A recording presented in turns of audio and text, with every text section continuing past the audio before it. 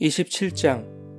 다윗이 그 마음에 생각하기를 내가 후일에는 사울의 손에 붙잡히리니 블레셋 사람들의 땅으로 피하여 들어가는 것이 좋으리로다.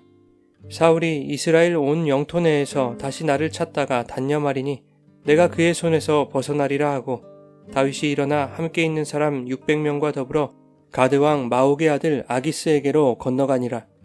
다윗과 그의 사람들이 저마다 가족을 거느리고 가드에서 아기스와 동거하였는데, 다윗이 그의 두 아내 이스라엘 여자 아히노암과 나발의 아내였던 갈멜 여자 아비가일과 함께 하였더니, 다윗이 가드에 도망한 것을 어떤 사람이 사울에게 전하매 사울이 다시는 그를 수색하지 아니하니라. 다윗이 아기스에게 이르되 바라건대 내가 당신께 은혜를 입었다면 지방 성읍 가운데 한 곳을 내게 주어 내가 살게 하소서. 당신의 종이 어찌 당신과 함께 왕도에 살리이까 하니, 아기스가 그날에 시글락을 그에게 주었으므로 시글락이 오늘까지 유다 왕에게 속하니라. 다윗이 블레셋 사람들의 지방에 산 날 수는 1년 4개월이었더라. 다윗과 그의 사람들이 올라가서 그슬 사람과 기르스 사람과 아말렉 사람을 침노하였으니 그들은 옛적부터 술과 애굽 땅으로 지나가는 지방의 주민이라. 다윗이 그 땅을 쳐서 남녀를 살려두지 아니하고 양과 소와 나귀와 낙타와 의복을 빼앗아 가지고 돌아와 아기스에게 이르매, 아기스가 이르되 너희가 오늘은 누구를 침노하였느냐 하니, 다윗이 이르되 유다 네겝과 여라무엘 사람의 네겝과 겐 사람의 네겝이니이다 하였더라. 다윗이 그 남녀를 살려서 가드로 데려가지 아니한 것은 그의 생각에 그들이 우리에게 대하여 이르기를 다윗이 행한 일이 이러하니라 하여 블레셋 사람들의 지방에 거주하는 동안에 이같이 행하는 습관이 있었다 할까 두려워함이었더라. 아기스가 다윗을 믿고 말하기를 다윗이 자기 백성 이스라엘에게 심히 미움을 받게 되었으니 그는 영원히 내 부하가 되리라고 생각하니라.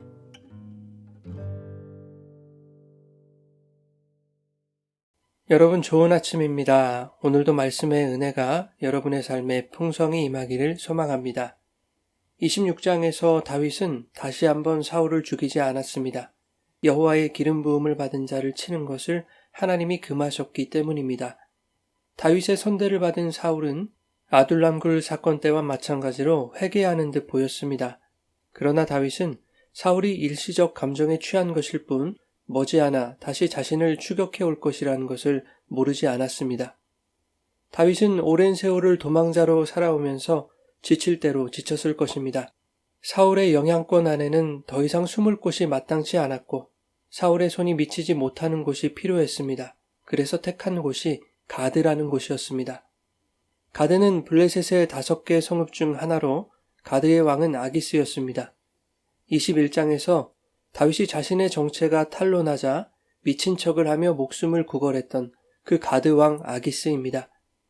다윗은 자신이 거느리고 있는 600명의 사람들과 함께 아기스에게로 망명합니다. 그런데 아기스가 다윗을 받아주죠. 아마도 다윗을 따라온 600명의 군사력이 탐났던 것으로 보입니다. 한편 다윗이 가드로 도망한 것을 어떤 사람이 사울에게 고발하죠. 그러나 사울은 더 이상 다윗을 추격하지 않습니다. 블레셋을 도발하여 전쟁을 자초할 필요가 없었기 때문입니다. 다윗은 사울의 추격을 피해 안전과 자유를 찾아 블레셋 땅의 가드로 망명했지만 실상은 아기스와 사울의 군사 전략상의 이해관계 안에 갇혀버리게 된 것에 지나지 않은 것이죠. 7절에 의하면 다윗은 블레셋 땅에서 1년 4개월을 살았다고 기록하고 있는데, 그 기간 동안 사울의 위협에서 벗어난 다윗의 삶이 평안하고 행복한 삶이었을지는 의문인 것이죠. 왜냐하면 다윗은 아기스의 신임을 얻기 위해 가짜 인생을 살 수밖에 없었기 때문입니다. 다윗은 아기스로부터 시글락 성읍을 하사받게 되는데, 시글락에서 거주하는 동안 다윗은 그술과 기르스와 아말렉, 즉 가나안 족속들을 공격하여 전리품들을 챙겼고 그 땅의 남녀를 살려두지 않았습니다. 그러나 아기스에게는 유다 네겝과 여라무엘 사람의 네겝, 겐 사람의 네겝을 공격했다고 보고하죠. 이들은 모두 이스라엘과 우호 관계에 있던 족속들이었습니다. 다윗이 공격한 것은 이스라엘을 괴롭히던 족속들이었지만 아기스의 신임을 얻기 위하여 거짓 보고를 한 것입니다. 이러한 사실이 아기스에게 알려진다면 다윗은 또다시 위기를 맞을 수 있기 때문에 자신에 대한 소문이 퍼지지 않도록 증거를 인멸하기 위해 모든 남녀를 죽인 것입니다. 다윗은 사울을 피해 정착한 블레셋 땅에서 1년 4개월 동안 두 얼굴로 살았던 것입니다. 사울의 손에서는 벗어났지만 다윗의 시선이 하나님에게서 떠나자 그의 영은 가장 피폐한 상태가 된 것입니다. 사울의 추격이 거의 끝나가던 그때 고난의 끝자락에 다윗은 끝까지 인내하지 못하고 넘어진 것이죠. 다 된 밥에 재를 뿌린 것과 같은 것입니다. 오늘 본문 속의 다윗의 모습에 대하여 우리는 너무 쉽게 그의 잘못을 이야기합니다. 하나님의 뜻을 구하고 여호와를 의지했던 다윗이 어떻게 한순간에 무너지게 되었는지 의아해하기도 합니다.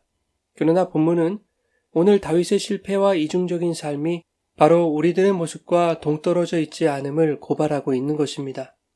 하나님의 말씀을 생명처럼 여기고 그분의 뜻에 순종하기를 바라면서도 하루에도 여러 번 찾아오는 선택의 순간들 가운데 전혀 하나님을 의식하지 않고 자신의 뜻대로 선택하여 아무렇지도 않다는 듯 당연하게 행동하는 우리의 두 얼굴을 폭로하고 있는 것이죠. 하나님을 믿는다고 하면서도 인간적인 두려움으로 다가오는 세상의 문제들에서 벗어나기 위해 오늘 본문의 다윗과 같이 끝까지 하나님의 뜻을 따르지 아니하고 세상의 품에서 세상으로부터 신임을 얻기 위해, 즉 세상의 힘을 키우기 위해 그 세상의 용병처럼 살아가는 신자들의 모습이 얼마나 거짓된 믿음이요 거짓 신앙인지를 오늘 본문이 말씀하고 있는 것입니다. 하나님은 다윗을 왕으로 부르셨습니다. 사울에게서 벗어나 아기스에게 전향한 삶이 이전보다 안전하고 편했을지는 모르나 그 1년 4개월의 시간 속에서 다윗은 왕으로 부르신 하나님의 뜻을 수행할 수 없는 것입니다. 실상은 거짓과 속임수와 폭력이 난무하는 지옥과도 같은 시간이었던 것입니다. 성도는 세상의 시간에서 벗어나 하나님의 시간으로 들어가야 합니다. 하나님의 시간은 하나님의 다스림입니다. 거기에 진정한 평강이 있고 거기에 영원한 안식이 있음을 기억해야 합니다. 우리가 비록 세상의 역사를 살아가고 있지만 하나님은 그 세상 가운데 영원이신 하나님 나라 예수 그리스도를 보내주셨습니다. 오늘 그 예수 그리스도 안에 거하여 진리의 말씀과 성령의 인도하심에 순종할 때 세상의 위협과 현실의 고난이 여전히 우리 삶 가운데 있을지라도 당신의 백성을 참된 평강과 영원한 안식으로 인도해 주시는 하나님을 믿고 오늘도 당신의 얼굴을 우리에게 비추사 은혜 주시며 그 얼굴을 우리에게 향하여 드사 평강 주시기 원하시는 복의 근원이신 하나님만을 바라보시기를 예수님의 이름으로 축원합니다.